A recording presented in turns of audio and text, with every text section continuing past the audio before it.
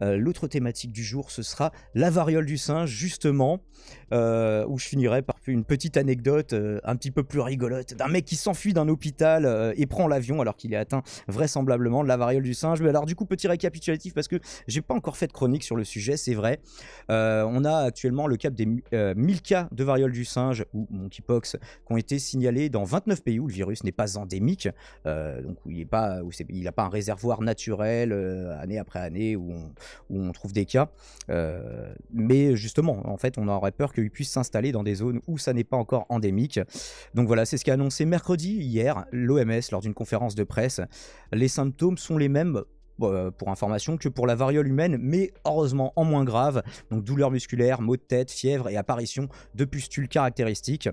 Le mode principal de transmission est le contact physique, éventuellement sexuel, affirme Rosamund Lewis, experte de la variole du singe à l'OMS. Comme certaines éruptions peuvent toucher les muqueuses, notamment la bouche, il peut être transmis par ce biais. Alors de là, parler de véhicules aéroportés, c'est un petit peu compliqué. Il y aurait que dans les grosses gouttelettes, mais justement, ils vont en parler.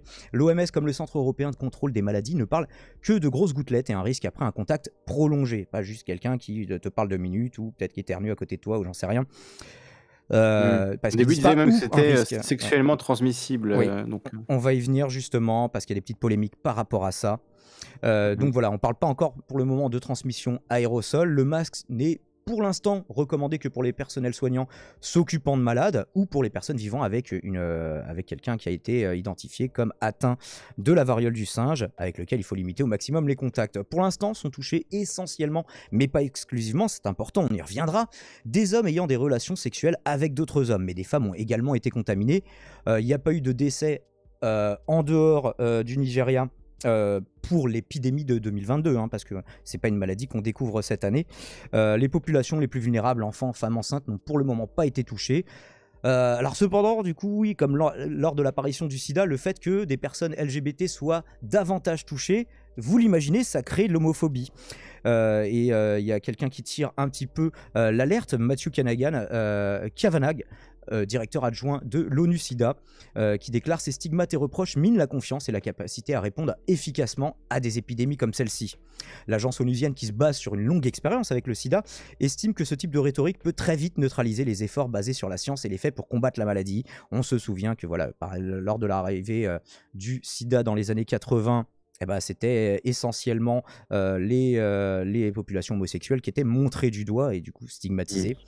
Ces attaques racistes au point qu'on disait que c'était une maladie qui pouvait se transmettre que entre personnes homosexuelles, ce qui a fait énormément de mal à la prévention, parce qu'évidemment, bien sûr que les personnes hétérosexuelles peuvent se attraper et se transmettre le sida, mais voilà, c'est le genre de propagande homophobe qui non seulement évidemment était dégueulasse de base, mais en plus a retardé, tu vois, l'information sur cette maladie, quoi. Et du coup, a sûrement causé des contaminations qui auraient pu être évitées, des morts qui auraient pu être évitées. Tout ça pour une désinformation. C'est encore présent, ouais. Une information partielle en tout cas.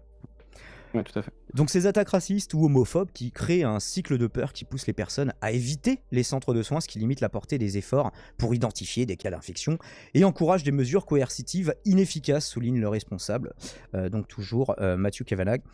Il n'y a pour le moment qu'un seul mort de recensé au Nigeria dans l'épidémie de 2022, 66 cas recensés en France, 1000 dans le monde. Pas d'autres morts. L'OMS a signalé à plusieurs reprises que, je cite, l'apparition soudaine et inattendue de virus dans les pays non endémiques suggère qu'il circulait depuis un certain temps déjà, mais que sa transmission n'était pas détectée. Alors on peut aussi parler, du coup, c'est justement ce dont on parlait juste avant. Qu'est-ce qui est médiatique en ce moment? Un sujet qui en chasse l'autre? Est-ce que ce sujet, du coup, on le traite ou pas? Même s'il y a des scientifiques qui l'ont détecté. Parce que là, en l'occurrence, il y avait des scientifiques africains qui tiraient la sonnette d'alarme depuis des années, mais qui ont été ignorés. Donc, citation: les récentes épidémies sont en quelque sorte l'aboutissement d'années d'avertissement qui ont été ignorées, déclare le docteur Boguma Titanji, scientifique et médecin spécialiste des maladies infectieuses à l'université Emory d'Atlanta, originaire du Cameroun. Parce que malheureusement, le monkeypox est une maladie qui a traditionnellement provoqué des épidémies en Afrique, et généralement dans des régions très reculées d'Afrique, moins dans les grandes villes, et affectant des populations dont le monde ne se soucie pas toujours. Voilà, c'était des petits villages à l'orée de grosses forêts primaires notamment, et c'est souvent ça aussi, c'est aussi beaucoup la déforestation qui va mettre au contact contact des populations avec des animaux, et voilà, les zoonoses qui se créent souvent de cette manière-là. Donc c'est la raison pour laquelle c'est surtout des petits villages à l'orée de forêt qui avaient été touchés. Donc voilà, des populations dont le monde ne se soucie pas toujours, hein. Principe du mort kilométrique, principe aussi de on va plus se soucier d'un pays dit occidental que d'un pays du tiers-monde. Même s'il est plus loin, par exemple l'Australie, les gens ils vont plus en faire un sujet que si c'est au Niger, malheureusement. En 2010 déjà, hein, un article paru sur PNAS.org, revue officielle de l'Académie des sciences des États-Unis, pointait du doigt l'augmentation majeure de l'incidence de monkeypox humain 30 ans après l'arrêt des campagnes de vaccination contre la variole en République démocratique du Congo. Parce que la vaccination contre la variole humaine vous protège 80-85%, à ce que j'ai compris, tout le monde n'est pas d'accord sur ce point, de la variole du singe. Et ça, d'ailleurs, vous pouvez vous faire vacciner même après avoir été contaminé. Ça pourra, parce qu'il n'y a pas, sinon, à part ça, il n'y a pas de traitement autre que symptomatique de cette maladie. Mais la variole, c'est une maladie qui avait été éradiquée grâce à la vaccination. Ah, rappelez-vous, hein, le terme vaccin vient de la vaccine qui était la variole de la vache et non pas du singe cette fois, pour la petite histoire. Et donc c'est pour ça qu'on parle de vaccin, parce qu'en fait on avait déterminé à l'époque, c'est oui, il y a une variole de la vache, mais les gens qui chopent la variole de la vache, bizarrement, ils sont plus immunisés contre la variole tout court. Et donc c'est comme ça que justement on a compris le principe de la vaccination. Bref, parenthèse terminée, mais la vaccination contre la variole a permis d'éradiquer virtuellement la variole, la souche traditionnelle, à part vraiment quelques régions endémiques vraiment très très limitées, il me semble.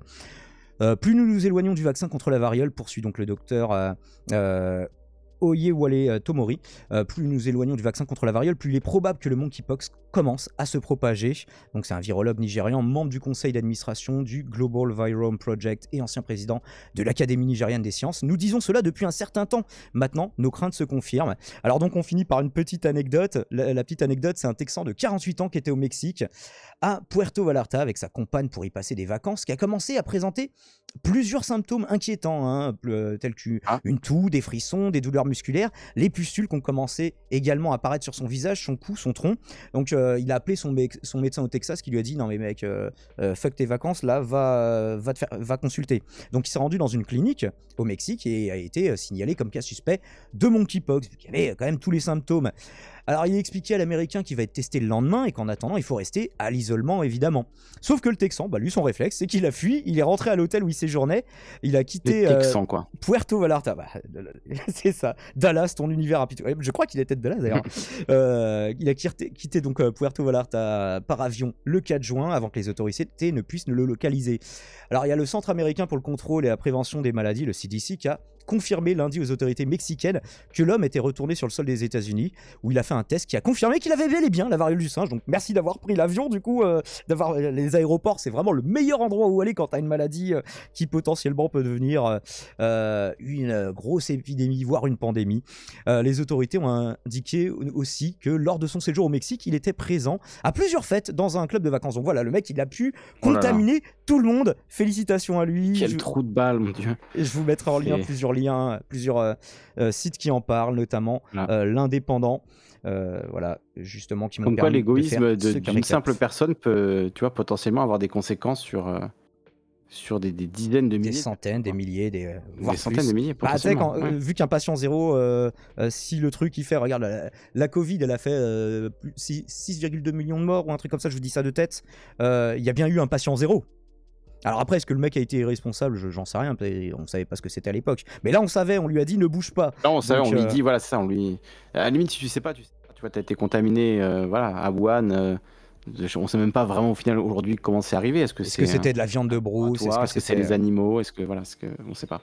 Donc, peu importe, tu vois, on sait même pas aujourd'hui, mais on sait que c'est Randy, oui, c'est ça. Ah, j'ai regardé d'ailleurs, rien à voir, mais j'ai regardé hier le nouveau South Park. Enfin, ça a à voir avec ce que dit Eustro. Je savais même pas qu'il était sorti. En fait, c'est très bizarre ce qui se passe.